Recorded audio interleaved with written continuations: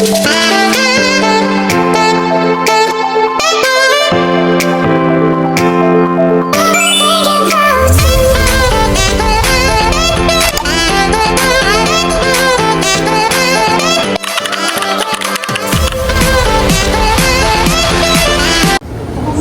na siya.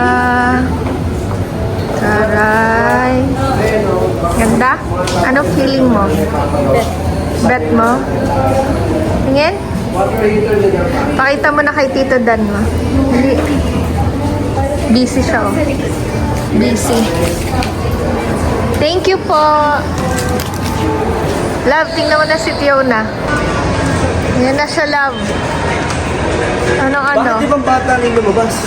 Ha? Oo. Bago ng ang itsura yung... Ganda? Dalagang-dalaga na, oh. Gandara. Gandara!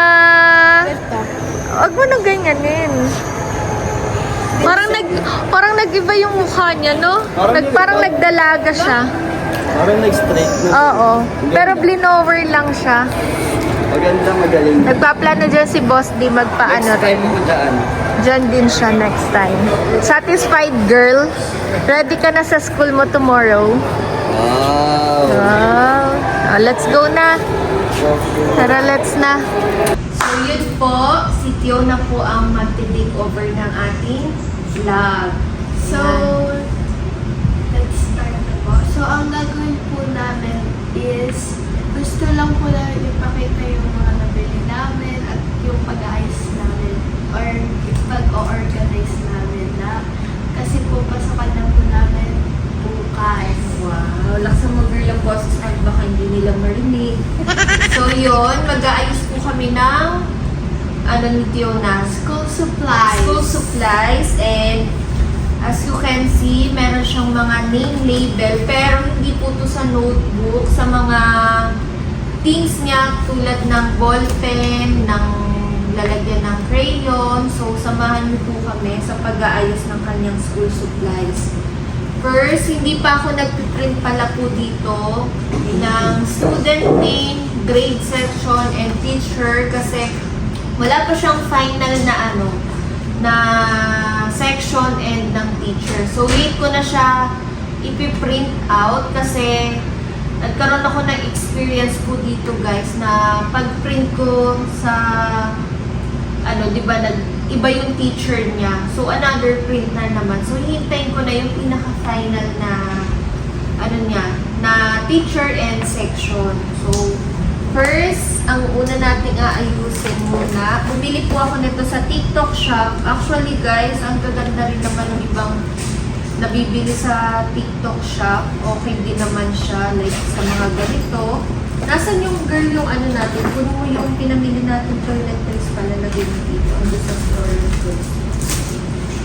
So, kukunin muna po niya yung pinamili namin toiletries niya. Doon, andito yung binili namin kanina lang actually after namin mag-church. Binili namin ng mga toiletries niya. Una, umpisan muna natin sa kanyang pad paper. Asan na nga ba ang pad paper mo? So, bumili ako ng set na. Meron na siyang whole pad, crosswise, lengthwise, and 1/4 pad. So, kaya ko ito binili kasi nga wala kasing cover yung pad.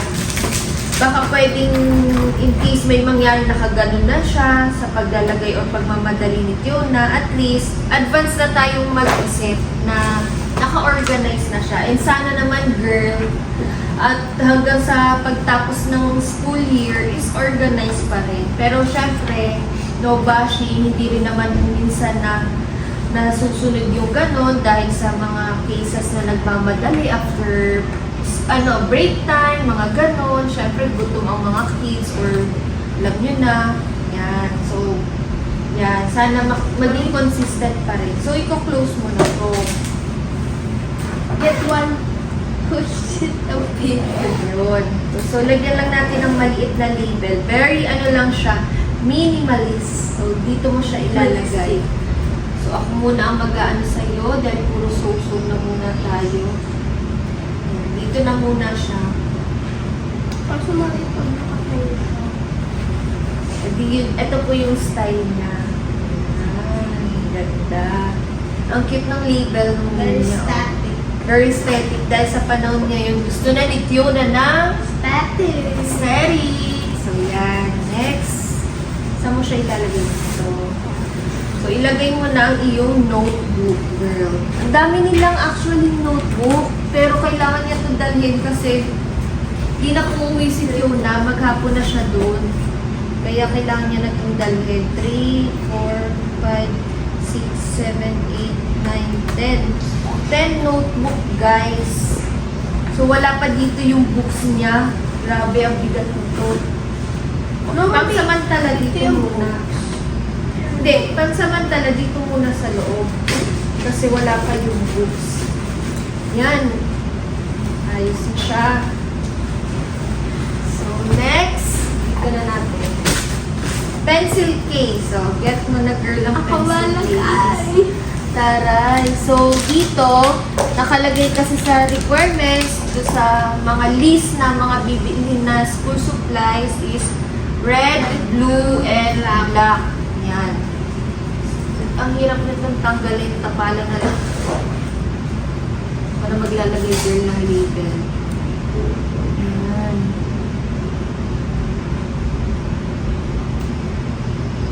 Ganda. Waterproof to eh. So yan, may label na siya.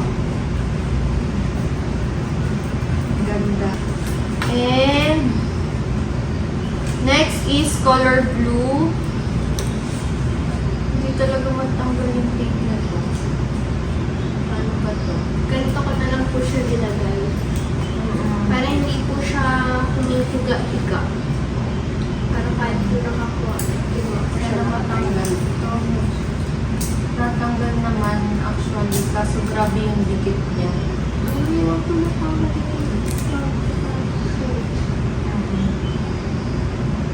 So, yan. Para hindi mawala ang kanyang gamit or kung ma-misplace man po ni Tiona ang kanyang gamit, alam nung makakakuha kung kanino tong gamit na to at i-surrender siya sa office ng school para maibigay. So, yun yung pinaka-isa sa purpose talaga ng may mga, importante na may mga may name label yung mga gamit mo. Hindi man may balik nung nakakuha, mo na siya. Konsensya na niya yun, guys. Ayan. So, okay na. Lagyan natin ng extra na color black and blue. Yung red naman, usually, hindi naman nauubos agad-agad yung ink kasi parang lang siya, pang-check, pang-highlight lang. Ganun. So, lagyan natin ang blue. So, yung natitira naman, syempre, is iiwan na lang siya muna dito sa bahay. Kukuha na lang siya ng bago kapag naubos na yung gamit niya or hindi na niya talaga mahanap. And next is color. So, lagyan natin ng label yan. Ganda. O, ikaw na bahala. Where? Sige na dito sa baba. Center mo. Taas mo. Yan. Okay lang. Perfect! So, saan ko dito? Yan. Next is, meron siya netong collection tape. Grabe guys, dati touch and go lang ang gamit namin. Ngayon, iba na ang kaso Yep, that's me. You're probably wondering how I ended up in this situation.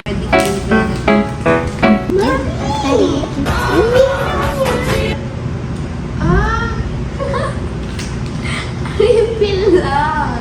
Pero hindi mo ito magagamit? Try ko. Oh my God, hindi ko na kasi alam.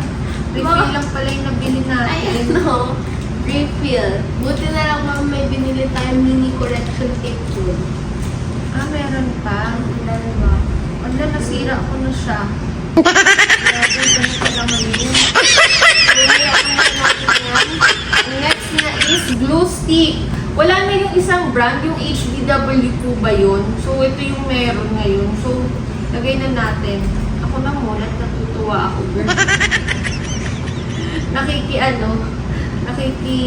Ikaw na mag ilagay dyan. Ito na lang siya. So, ito yung correction tape na pwede. Sukat muna natin para hindi kasya yata. Kasya ba? Ayan. Ang cute nung nabili kong name label, tas pina-customize ko po siya na may pangalan ko na.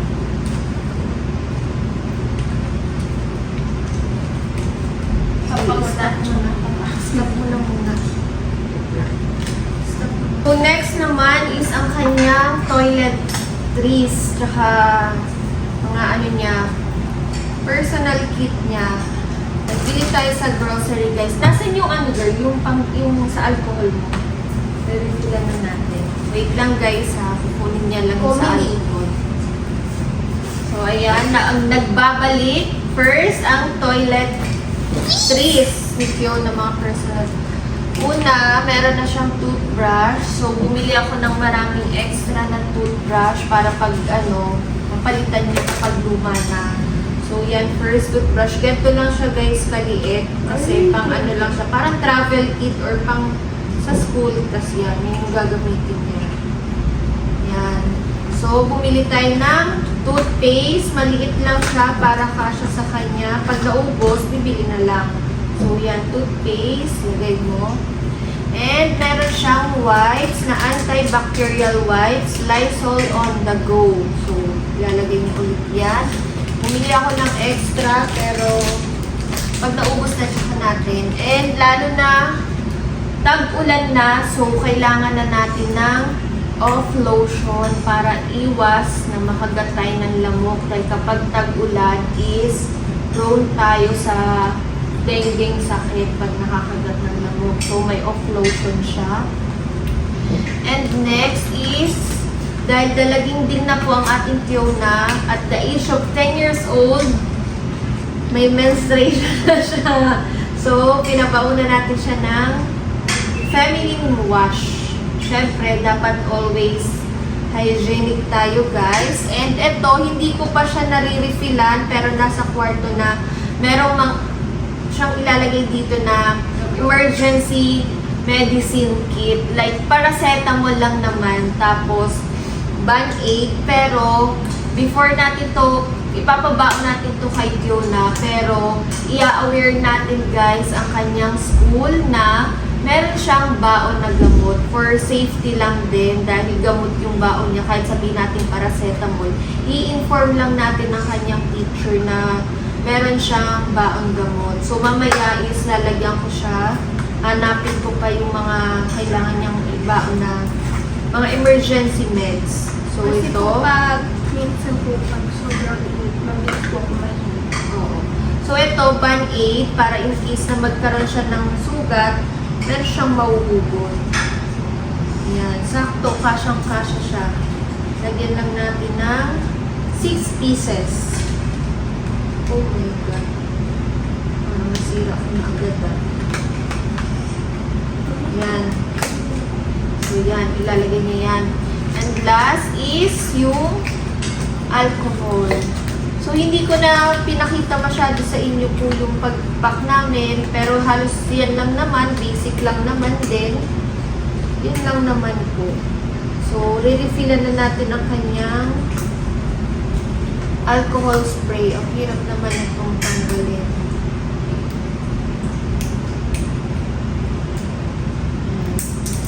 So, maaga po kaming matutulog dahil maaga na ang pasok yung na first day of school niya bukas. So, ihahatid natin siya para malaman natin kung saan yung classroom niya at sino ang magiging teacher niya. And kung sakaling merong mga, may mga reminder yung teacher niya, malaman natin. So, yan. Ka-refill na tayo. I-refill na natin ang kanyang alcohol, girl. So, ito, isasabit niya po dito. Ako ito. Pero po dito sa kanyang school bag, meron siyang personal bag para after niyang pag break time niya, ito na lang yung dadalhin niya sa canteen, tsaka yung anyways, ito pala po ang kanyang baunan pag lunch. So, may isang layer pa po doon, pero tinanggal na namin kasi masyado siyang mataas na and hindi na kasya. So, insulated bag po siya, kaya hindi siya ganun mabilis lumamig yung pagkain.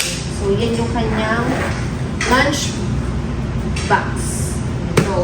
So, pag ano siya, pag break time na nila, after na lunch na, ang nakalagay dito pala actually sa personal bag niya is itong personal things niya, mga hygiene kit niya, and of course, yung wallet niya. And ano pa bang pwede mong ito, isasabit niya lang dito sa labas. Ano pa ba pwede mo? Bakit ganito? Parang ang hirap ko.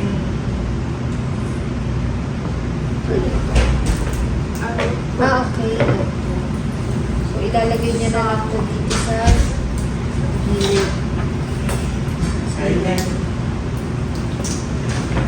Nakalaylay lang siya dyan para mabilis niya lang ganyan. Yan. Bango.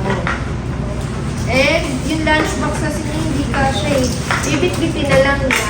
So bahala na siya kung ano pang gusto niyang ilagay dito. Ganyan. Marami siyang packet guys. Pwede dito, mga ganyan. Kung ano mga abubot. Dito, meron din siya. So maganda siya. Ang dami niyang packet guys. So, ito yung gagamitin niya. And pwede rin siya maging sling bag. Sling bag para kung sakaling mangalay siya. Yan. Pwede niya yung gamitin. So, yun lang naman po guys. And sana nag-enjoy kayo sa lahat ng ganap ko, sa buong vlog ko. And magpaalam ka na girl dahil maaga po siyang matutulog. Dahil may pasok na po siya bukas. Pero, Monday ko na po ito i-upload. Advance na agad. So, ano masasabi mo sa kanila? Thank you po sa mga nagsusupport kay Mami and sa may mga anak ko dyan. Good luck. Wow, taray. May pag-good luck siya. So, yun nga. Thank you po sa pagnonood at sa pagsusupport ko sa akin. Tulad ng sabi ni Fiona. And to all students out there is pasukan na and sana do your best and good luck sa pag-aaral ninyo and huwag niyong sayangin yung mga effort ng magulang ninyo na pinag-aaral kayo sa maganda at maayos na school. And sa lahat naman ng mommies dyan is proud tayo sa ating sarili na sa pag-aasikaso natin sa ating mga kids na nag-aaral and also kahit hindi pa nag-aaral. So yun lang po. Bye-bye po. Thank you for watching. So, ayan na po si Fiona. Ihahatid na natin siya sa kanyang school. Anong oras na? 6:37 na. So, ihahatid natin siya sa school dahil si Boss D hindi siya makakapaghatid sa amin kasi siya ang bantay kay Rosie. So, hati kami ni Boss din ng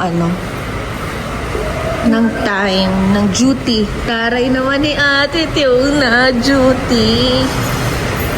So, yan. Pag-college ko bilang Ha? Pag-college ko bilang Oo, nagre-request na si Fiona. Kapag college daw niya, bilhan na daw siya ng sasakyan. Kapag good girl ka, kapag hindi ka pasaway, kaya kailangan ni maming grind ng grind para sa kanyang kinabukasan. So, let's go. Tayo ay mag-drive na muna. Okay.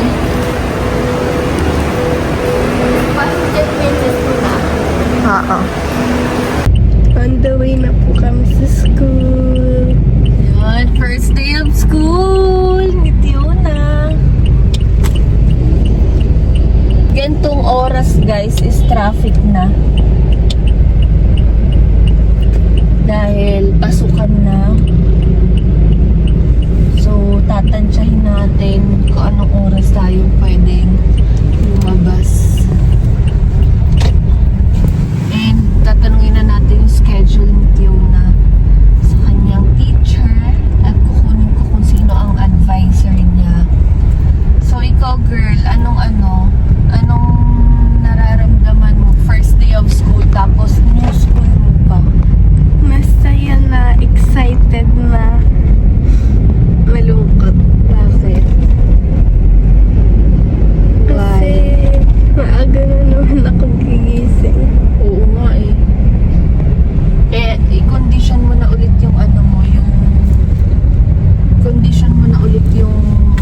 sarili mo na maaga ka ulit gigising. Haba ng bakasyon, no? Almost 2 months din. Ang haba ka na school, 10 Oo. months. Ba't kaya ganun, mami? Pag sa school, 10 months. Pero pag... Siyempre, kailangan nyo rin naman ng pahinga. Hindi. Bakit 10 months? Tapos sa amin, mga pahinga lang namin, 2 months, 2 days. Ganun talaga. Kailangan mo, pumasok ng buong school year ninyo.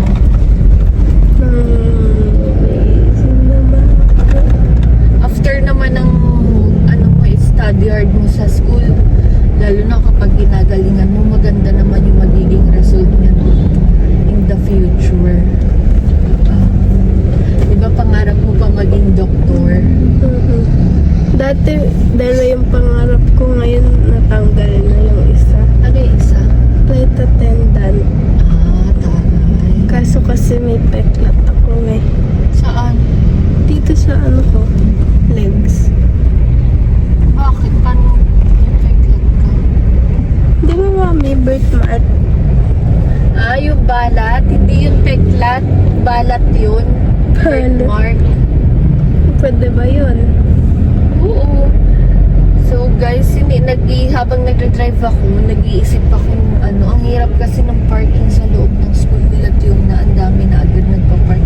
Pero hopefully na sana meron kami makuha ang parking kasi nga papasok po ako sa school ni Tiona dahil yun nga, i-check natin yung classroom niya. Kung maganda ba? Hindi. Saan? Para pag minsan napupuntahan kita, alam ko kung saan ako pupuntang classroom. Mahatid ng baon. May naiwan. So, yun lang muna guys. Mag-drive na muna ako and mamaya na lang. Ayan po yung job. Ayan. Ito yung mag-go. Hatid sila po. Ha? Tumbler.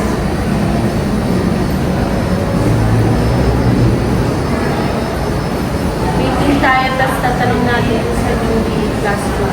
Kumayo mo ba maghagdan lang? Tara. Ito na sa school.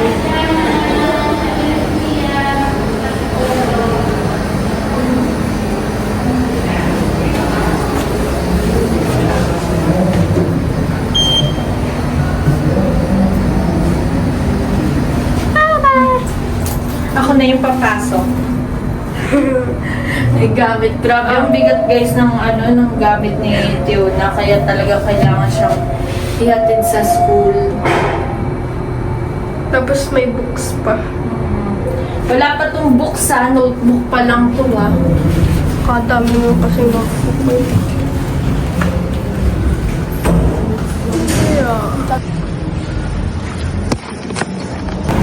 So, nasa 6th floor kami. Sa St. Mark siya. Grade 5 po. St. Mark po. Anong section?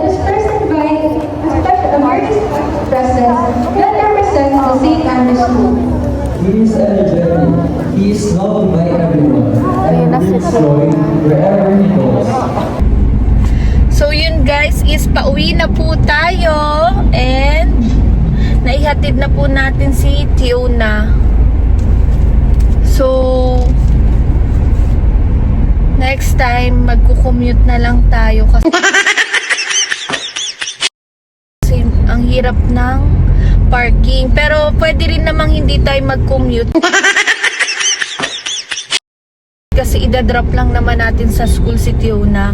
Sa ngayon kasi, kaya tayo naghanap ng parking dahil nga hinatid natin sa mismong loob si Tiona and nakita na natin actually yung classroom niya. Ang ganda ng classroom niya. Sobrang bango din and sobrang lamig. Kaya masasatisfied si Tiona sa kanyang classroom and hinatid na natin siya. May program pa dun sa gym nila sa parang event nila. Basta hindi ko alam kasi bago pa lang kami. So, hindi ko masabi ko anong klaseng hall yun. So, yun. And, mamiss duty na tayo dahil pasukan na ang ating Achi Tiona. So, next, pagkahatid natin sa school, ang next naman natin is si Baby Rosie is pakakainin na natin siya. And for sure si Boss D is di ko alam kung gising na ba siya.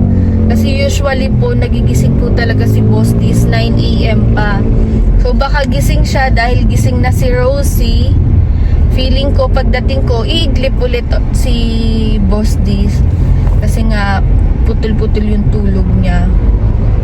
So, yun. And, on the way na po tayo pa uwi. And, nakakapag-vlog na tayo dito sa sakyan dahil bumili kami sa Divisoria ng car phone holder. Kaya, medyo maayos na yung pag-vlog natin pag once na nandito tayo sa sakyan and masasamahan nyo kami. And, safe siya kasi nakafocus ka lang sa road. Kaya, nakikita nyo ako, hindi ako masyadong nakatingin sa inyo. Nagsasalita lang talaga ako actually. And yun lang, share ko lang naman sa inyo guys. And nakaka-proud kasi yun nga, nabibigyan natin si Tiona nabibigyan ko siya ng maayos na na school, na napapapasok ko siya sa maayos na school. Nagiging comfortable yung life niya and kahit papano nabibigay natin yung mga gusto niya, tsaka yun nga, nabibigyan natin siya ng comfortable home, good food, kasi yun naman yung pinaka-importante and yung pag-aalaga natin sa kanya, nabibigay natin sa kanya, not totally full alaga, pero at least 'di ba, kumbaga yun yung way of natin, love language sa kanya. And para na rin kay Rosie syempre is ang mabigyan sila ng comfortable home and mapakain sila ng good food. Yun naman yung isa sa pinaka-importante. And thank you kay God dahil kung hindi dahil kay God, hindi naman ibibigay sa atin to yung ganitong klaseng buhay. Kaya thankful ako and thankful ako kay God kasi binibigyan ako ng lakas para mag-grind para sa buhay dahil pangarap ko lang talaga is mabigyan lang ng maayos at magandang kinabukasan si Tiona and Rosie. Napaka-importante na mapunta sila sa good environment. Yun naman yung yun yung wish ko, na hindi sila maligaw ng landas.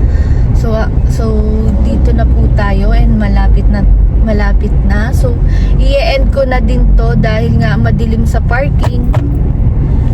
Kaya yun. Bye-bye muna. So, andito na tayo sa kwarto and tulog si Boss D. Hello, my little darling! Gising na siya and behave. Hi, Rosie! Hi! Hello! Pumasok na si Achi Tiona sa school. You're so behave. Gising ka lang? Rosie? Gising lang ikaw, baby. Ha? You're so behave naman. You're not crying. You're not crying, my little darling. I love you. Tulog si daddy mo, oh. You're not crying. Hello. Hi. Oink. Oink. Diyan po natutulog si Rosie.